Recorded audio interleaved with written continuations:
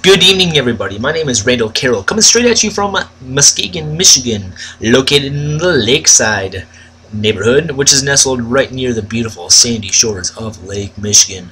And it is the week of February 17th. And the reason I'm making this video, and you should watch it all the way through, is because it covers the smoking ban that Muskegon County is trying to pass. I'm going to give a little bit of background information. I might be talking fast, that's what I do.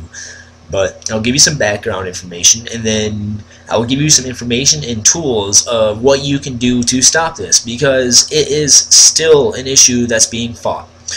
Now, let's give a little background to this story. Back in November, the Muskegon Committee of Strategic and let's click on this because I always forget the name. The Committee on Development and Strategic Planning voted 8-1 in favor of an ordinance that basically bans smoking and e-cigarettes and smokeless tobacco and every other tobacco product on county-owned properties. This also included grounds, structures, parking ramps, parking lots, and equipment, entrances, including within personal vehicles. Now that's the big one, personal vehicles on county of Muskegon property. Now, say you get caught smoking or using the e-cig or using smokeless tobacco on them arbitrary properties. What this ordinance would have done is it would have fined you $100 for the first violation and $500 for every other one. Now, unlike you, most people don't pay attention to politics. Most people just want to grind away and, you know, put the food on the table, enjoy their life, just maybe drink a beer here and there to relax. No big deal. Carry on your life. That's okay. But since you are watching this video, you are more intrigued. You are more, let's say, interested in the inner workings of your government. And that's awesome. That's the great. That's the first step you need to take, is be aware. Aware that the Muskegon County is trying to ban smoking and trying to ban these things and trying to charge people that don't pay attention, like you and I, $600 for doing what's otherwise a legal activity in your own vehicle or outside in a parking lot of those properties that they own. Who's it going to affect more? Someone that's more who's more in tune with politics, or is it going to affect those people that can't really afford this $600 fine? The people that are just grinding away, doing their best to get by. The people that, you know, are standing outside the Muskegon County building about to go in to testify against someone who assaulted them in the past, or, God forbid, raped them in the past, and they're smoking a cigarette or an e-cigarette to ease the nerves, and some punk police officer, no offense to police officers, but someone that would enforce this is a punk, comes up and says, hey, here's a $100 fine. You know, might as well kick them while they're down. So here we have what you can do, because when they tried to initially pass that, I sent out, and by the way, this article was misleading before. I had to raise hell just to get them to change it, because it implied that it was already done, there was nothing you could do about it. It implied that 8-1 commissioners voted in favor of it when the full board still needed to approve it. And of course I'll have links to these on my video. But even the editor posted a note how they had to change it to make it more clear, more transparent, and more concise because of the hell that we raised. Anyway, so the full board meeting comes along, and not trying to self-plug myself, but you can watch the video on my speech and a few of the highlights from it, where the commissioners pretty much say that they don't really know what e-cigarettes are. Luckily for us, after the meeting took place, and after I spoke, and after another person spoke, and God bless her heart, by the way, we had a packed commission boardroom meeting. And if you've ever been to a commission board meeting room, or a commission board meeting, usually there's only 2, maybe 3 people in there, depending on how many people are actually speaking on an agenda item. Usually there's no one there. That day we had it packed, standing room only. And I even heard the commissioners talking to each other as they walked by me. Wow, why is it so packed? And the other one replied back with, well, I think it's a smoking ban. And then the other one I faintly heard say, wow, I thought we got away with that. So these are the kind of people that we're dealing with. Luckily, we had enough concerned citizens and concerned activists out there to pack the room and make them backpedal. What that did is make them postpone the vote on smoking ban for 90 days. So the reason I'm making this video is because that 90 days is up next week, February 25th on a Tuesday. But it's not currently on the agenda, but by the time this video is published, it will be on the agenda, I believe, and I will have a link to it. So what happened is 6 commissioners voted to strike the e-cigarette from the language because it was just illogical. Hey, let's fine someone $500 for smoking an e-cig which only emits water vapor. Yeah, that makes no sense. And to be honest, I've talked to a few of the commissioners, and they've told me that they weren't really going to enforce it. It's not really enforceable. Yada yada yada. It's just you know, an ordinance, and you know, get used to it. And if enough people complain that people are smoking on county road, then they'll go in and do their business. That's not the case, because think about it. Just to put up the signs on every county-owned property and county-owned parking lot and parking ramps and all those, just put that, it's going to be in the dozens of thousands of dollars, upwards of probably $100,000 no government spending. Okay, so they're not going to enforce it. That's what they tell us. So why have the ordinance? It makes no sense that they were wasting their time on this when there's a bunch of other things that they could be pursuing. I mean, a big point I raised in my speech was if they think that Muskegon's crime rate is so low, which, let's take a little gander at that, crime index, 3 out of 100 is the safest. We rank a 3, people, and we're going to have our peace officers delegated towards chasing adults with e-cigarettes, smokeless tobacco, and chewing tobacco, and other tobacco products. We really need to get our priorities in line here, people.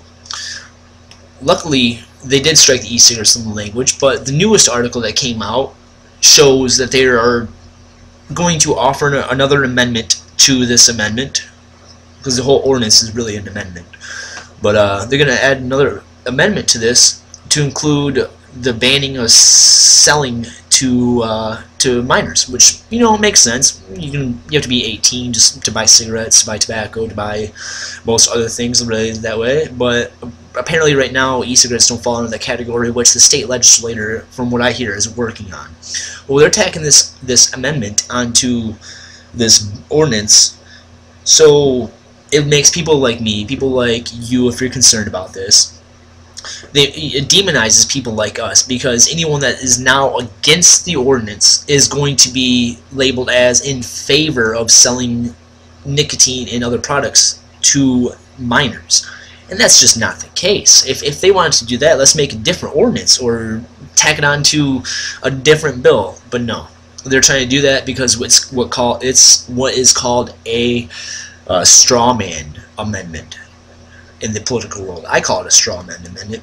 I call this a straw man amendment for that reason, because it groups anyone against it into a group that can be marginalized or talked down upon or emotionally set up to fail, basically. The reason I keep on saying e-cigs is because during this meeting, which by the way didn't take place in really the public view, it wasn't on the agenda, it was a, it was an informal work session. Right here it says informal work session, which means it wasn't on the agenda. There was no way anyone could speak out against it. They just had the professionals on, or the quote-unquote professionals, I should say, the people that are going to benefit from this law, because, alright, here's another tangent. The people that are supporting this clause are the people who offer smoking cessation programs over in the Muskegon County Health Department. They offer these cessation programs, and if no one's taking them up, they lose their funding from the grant they receive from the state. So these people are trying to use the government, the force of government, to redirect otherwise law-abiding citizens into their program so they can justify their grant money. That's basically what it comes down to on that end. Anyway, so during this informal meeting, Cross said that they should re-include the e-cigarettes, which were struck from the ordinance last November, citing, of course, you know, it's harmful to pregnant women and unborn children. Well, obviously it is. I think everybody with half a brain knows that smoking's bad for women and children, especially if they're pregnant. But, like I said, emotional arguments usually garner support, and it's hard to argue against an emotional argument. But we have to argue with logic. The logic is, that's coming later, the logic is that they are trying to fine you $100 for smoking a cigarette in your own car, for smoking an e-cigarette maybe, depending on if no one shows up to the next commission meeting and they add it back on. They're trying to ban you another, or trying to fine you another $100 or $500. People, like I said in the beginning, you give them an inch, they take a mile. Okay, enough ranting. It's been about 10 minutes of ranting, a little bit of background. If you have any questions about this, I mean, all the links and all the references is in this video. It'll be in the description if not. But what can you do about it? The easiest way you can do about it, easiest thing you can do about it is like and share this video. But the second easiest thing you can do is actually go to the link right here that I'm going to provide and call your commissioner. Email your commissioner. It's all right here. It's really easy. It takes 2 minutes to call up. See, my commissioner is Ben Cross. I would just, hey, dial him up. It's a cell phone. Call him up at any time and be like, hey, Cross, this is a stupid ordinance, and if you support it, I will not be voting for you anymore. Think about it, people. The only thing politicians care about is getting re-elected. So what we need to do is stop re-electing the people that try to control our lives, that try to tax us more. Because looking around, Muskegon's already pretty bad shape. We don't need them to instill their version of morality on us. So what you would do is, I'm simply clicking around, but what you would do is call your commissioner, or you could email them. I don't see the emails listed, but they're around. And just basically give them an earful. And make sure that you get anyone that might be affected by this ordinance to call them, to email them, to write them, to go to their house, go to their business. I don't care what you do. Just tell them that this will not be tolerated, that you will actively support a candidate that's running against them if they do pass this ordinance. Because that's the only thing they care about, is getting re-elected. Alright, so who are the main supporters of this ordinance as it was originally written? The main supporters, as evident by their no vote to strike the e-cigarettes from the language, are Marv Engel, Bob Skolnick, and Kenneth Mahoney. Now, Bob Skolnick, he is the chairman of the committee that passed this 8-1, the Community and Strategic Development. Bob Skolnick straight up said on the full board meeting, once this vote came up, he said, I don't even understand what e-cigarettes are. I don't understand what they do, and I don't understand how they affect others around them. And yet he still, even after he pleaded ignorance about what e-cigarettes were, still had the ambition to vote no to strike them for him. I understand, trying to make a healthy community, yada yada yada. But even though he said straight up that he didn't understand it, he, along with Marv Engel and Ken Mahoney, voted no to postpone the vote for 90 days.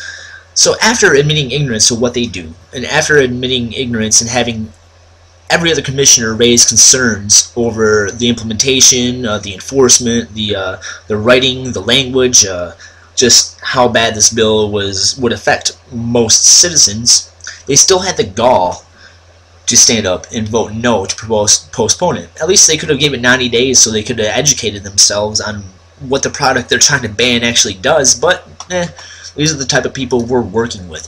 So the easiest way, like I said, to get a hold of these guys is right on this page. It's public. It's right there, public domain. It's not secret. Bob Skolnick, 231-798-2828. And Marv Engel is 231-366-7179. Give him a call. And also Ken Mahoney which is 231-894-8608. So that's basically it. I've been rambling on for probably 15 minutes now, and I'm sure you're sick of my voice. I'm sick of my voice as it is. But this fight isn't over. There's 3 main things you can do to stop this, to stop them from trying to charge otherwise law-abiding legal citizens doing their own thing in outdoor settings. I mean, that affects no one. Sitting in your car for a $100 fine or for a $500 fine, it makes no sense. So what the 3 things you can do: number 1, you can like and share my video.